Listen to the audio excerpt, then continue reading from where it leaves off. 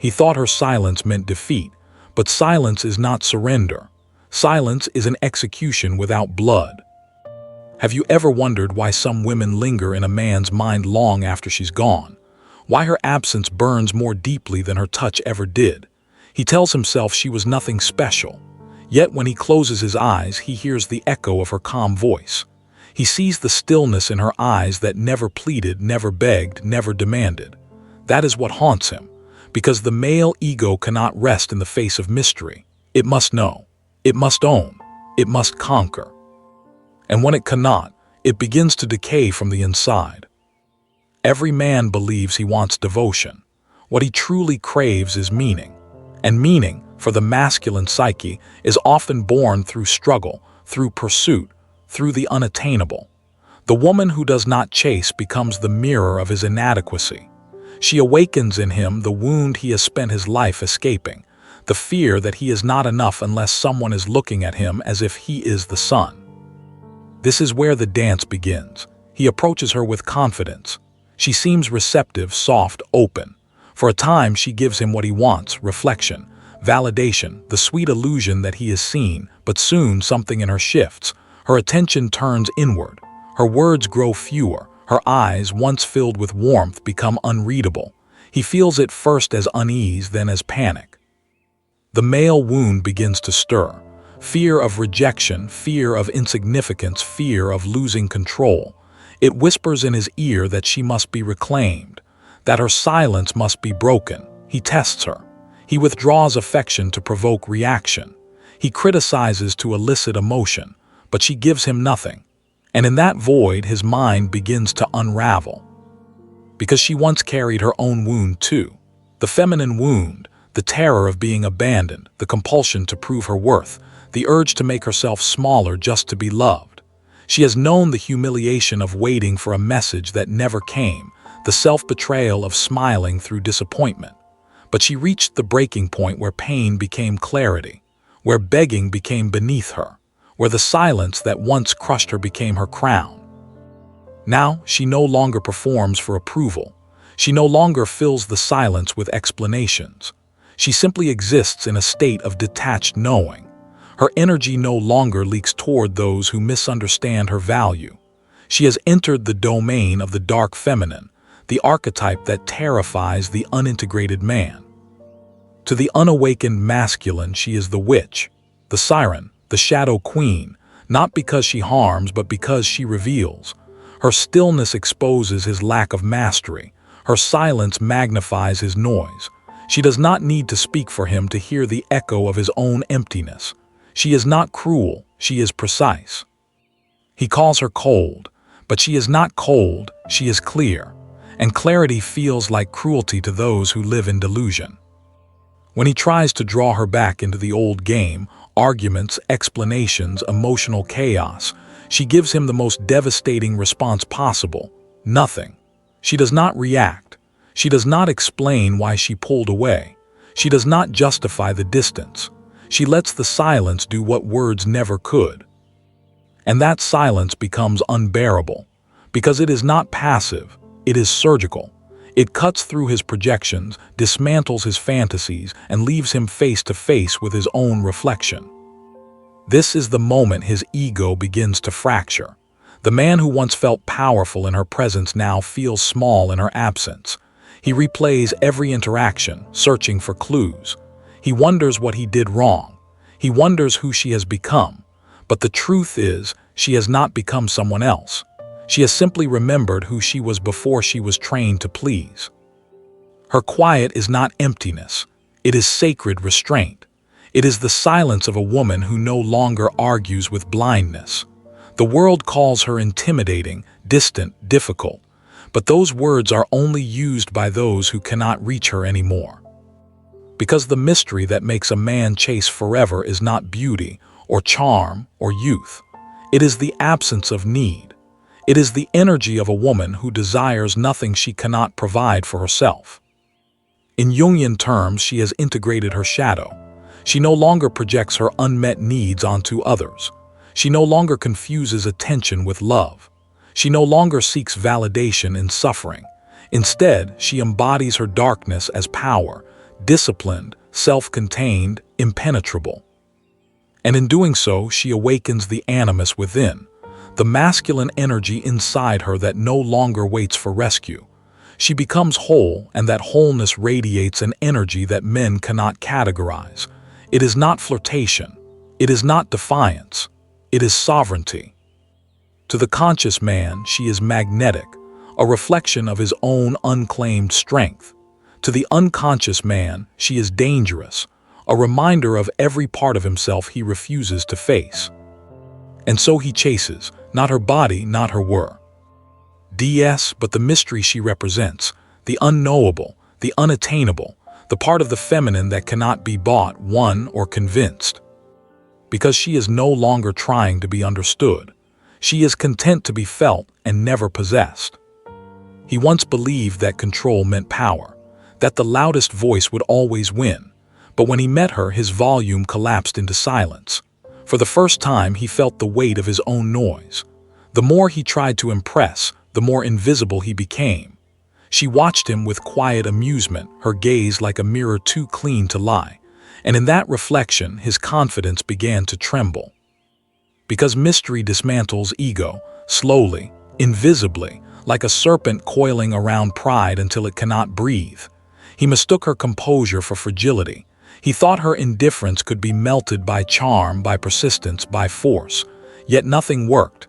He couldn't read her. He couldn't predict her. Her stillness made him question his worth.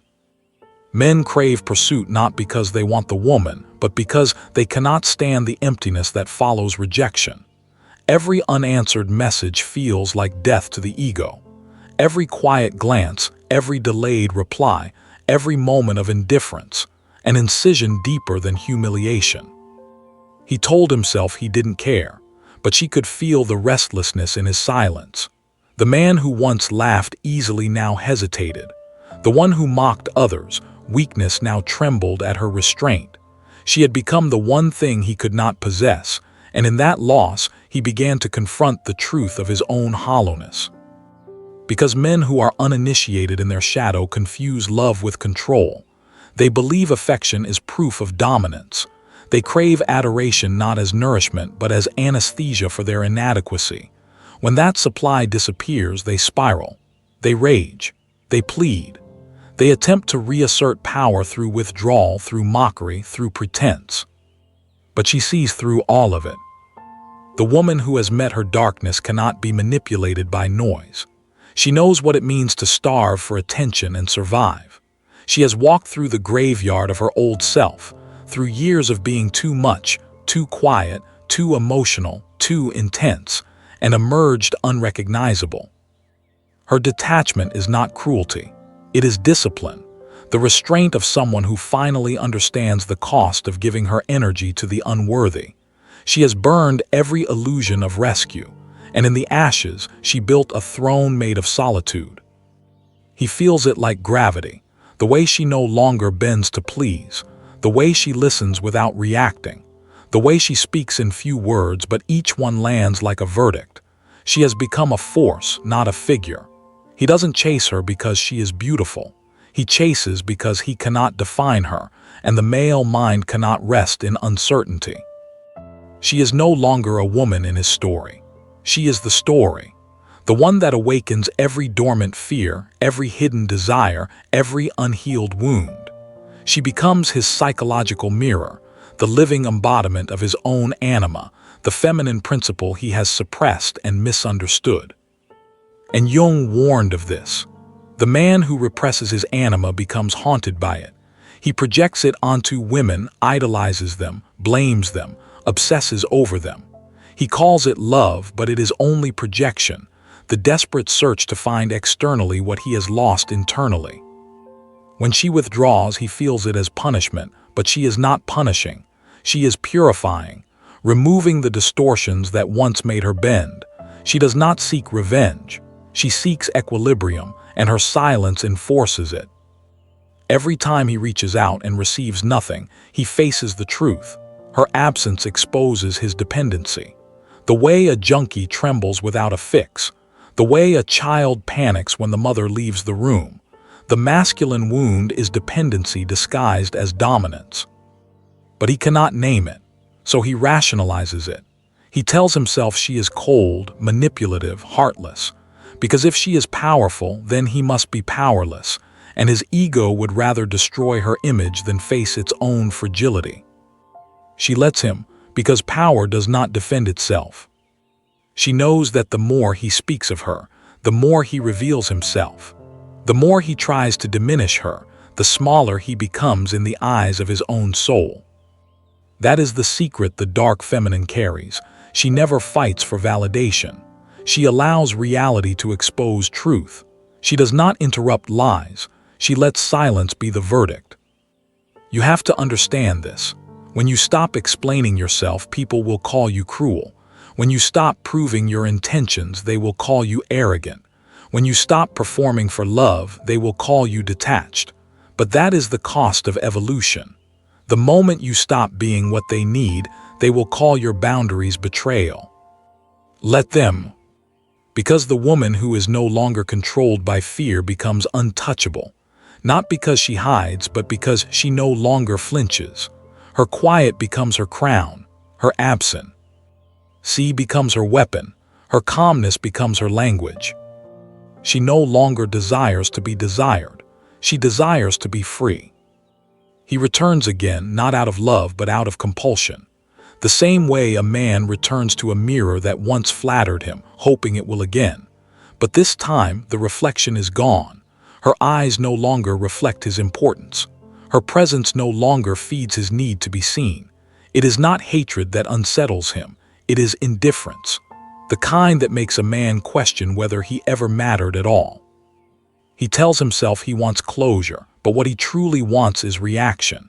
He needs proof that he still has influence over her, that her silence means restraint, not release. Yet every attempt to provoke her collapses into nothing.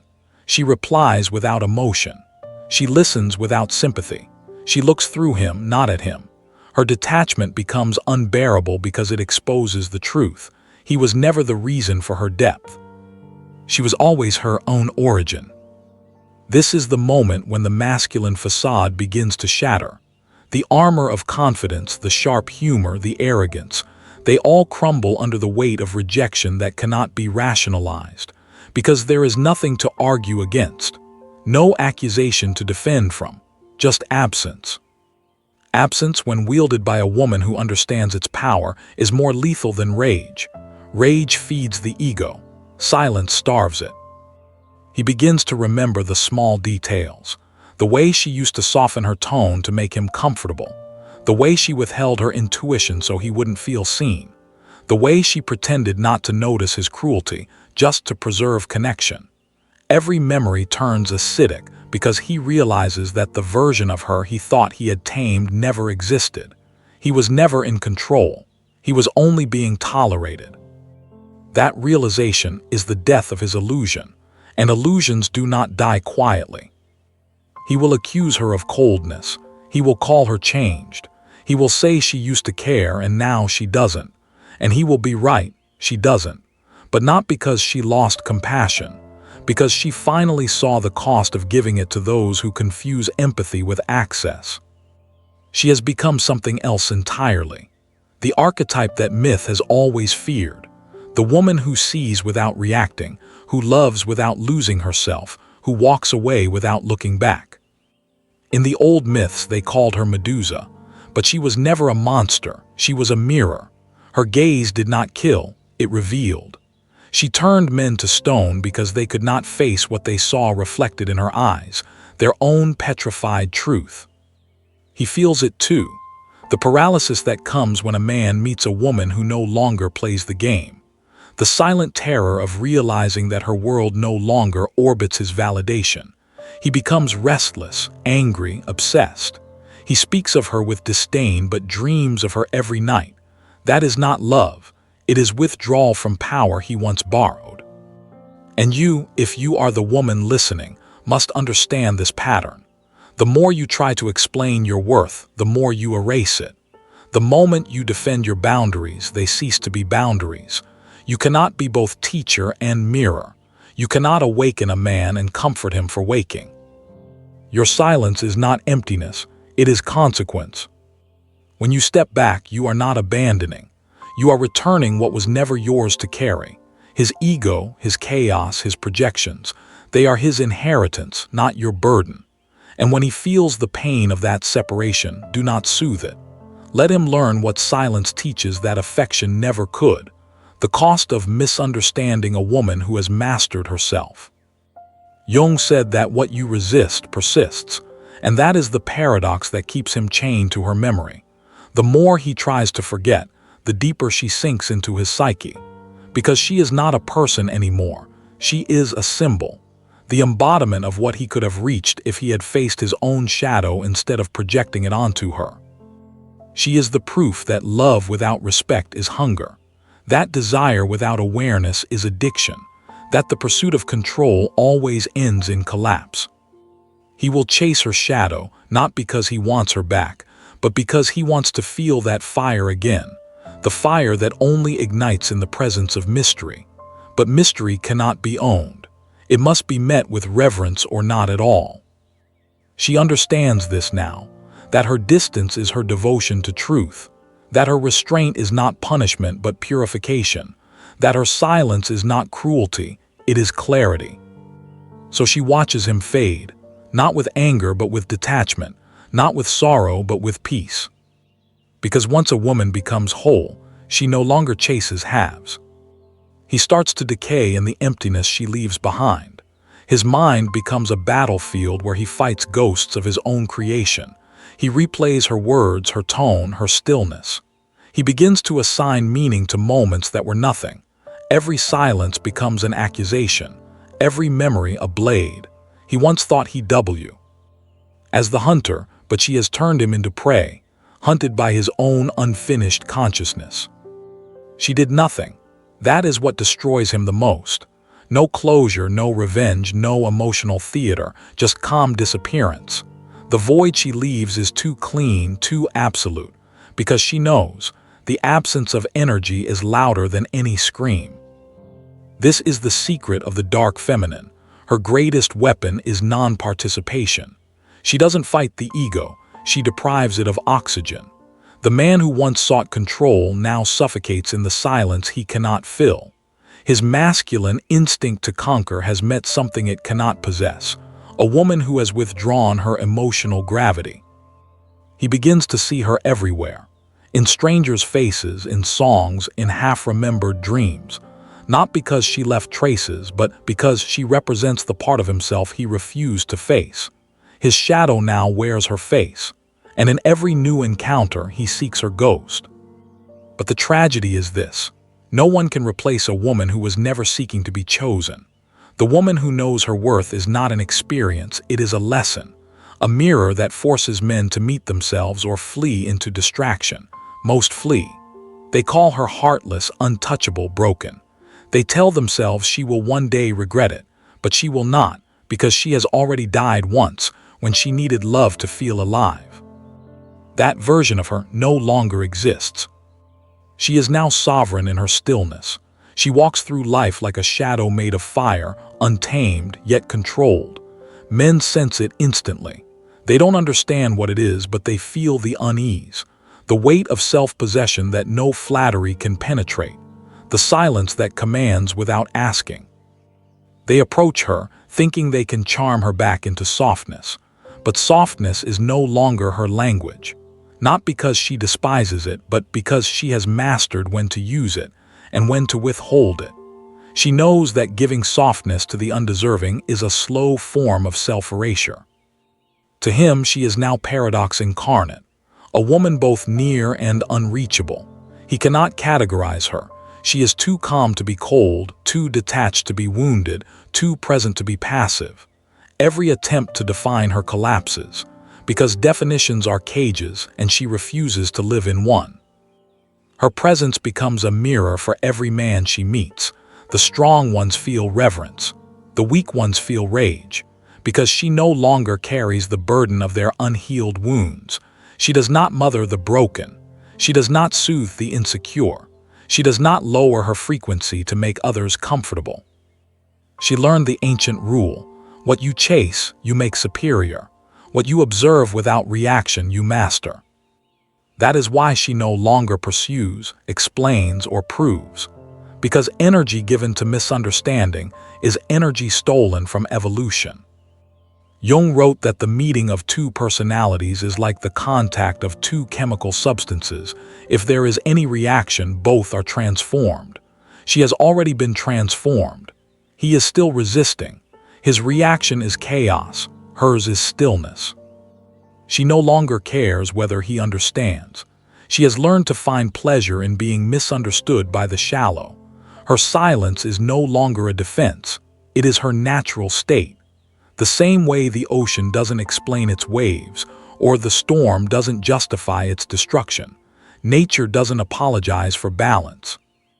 You must learn this too, to sit in silence without explaining your distance, to let people imagine what they will, to let absence speak in ways words never could, because explanation is for the guilty, and you are not guilty for outgrowing what was small. Tonight, sit in that quiet. Do not reach for your phone. Do not justify your solitude. Let someone feel your absence like a funeral. Let their mind run wild with questions you will never answer. That is not cruelty. That is equilibrium returning. Because the more you speak, the less they hear. But the less you give, the more they imagine. And imagination is the birthplace of obsession. She understands this rhythm now, the sacred art of vanishing without a trace, yet haunting everything left behind. Not by intention, but by nature. Because true power does not need to announce itself. It simply withdraws and the world adjusts. There comes a moment when the pursuit stops, not because he has found peace, but because he has nothing left to chase with. The energy that once made him feel alive now lies fractured. His confidence has turned into confusion, his desire into despair. What he thought was a game has become a mirror too brutal to escape. He begins to realize what she truly was, not an object of desire, but an initiation. The kind of encounter life sends when the soul refuses to evolve gently. She was the test he wasn't ready for, the embodiment of the feminine mystery his psyche could not integrate. And so, he tried to control what he should have revered. Now her silence roams his mind like smoke. It enters his thoughts uninvited. He sees her in the corner of his dreams, sitting still, watching, unblinking. There is no hate in her eyes, only distance. The distance of someone who has already accepted what he cannot. The end. He resists it at first. He looks for reasons, for closure, for flaws.